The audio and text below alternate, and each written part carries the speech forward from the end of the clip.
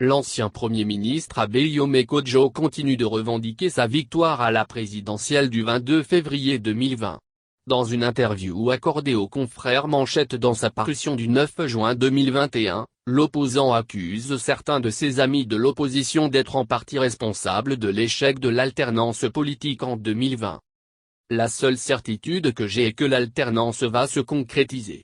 Elle aurait pu l'être plus tôt si nous n'avions pas assisté à une subornation d'acteurs civils et politiques qui, au lieu de s'attaquer à l'usurpateur, au prédateur des libertés publiques, se sont ligués, acharnés contre la DMK et son candidat qui eurent pour seul tort d'avoir pulvérisé tous les records électoraux depuis le référendum de 1958 organisé par les Nations Unies sur l'indépendance du Togo, a déclaré l'ancien Premier ministre du général Eyadema.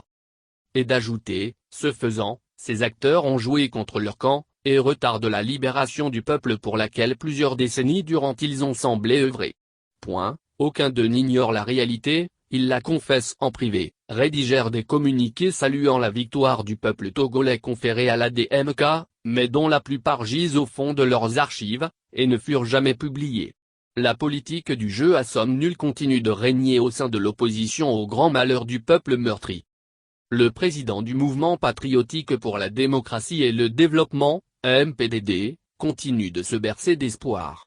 L'homme politique en exil dit qu'il ne marche pas à la suite de Jean-Pierre Fabre dans la revendication de sa victoire à la dernière présidentielle. Il croit pouvoir réussir là où l'ancien chef de file de l'opposition a échoué.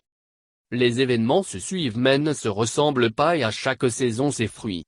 Comprenez donc que l'issue de 2010 peut être différente de celle de 2020. Elle est déjà différente dans son approche et nous attendons avec confiance les résultats car Dieu est à l'œuvre, a-t-il soutenu.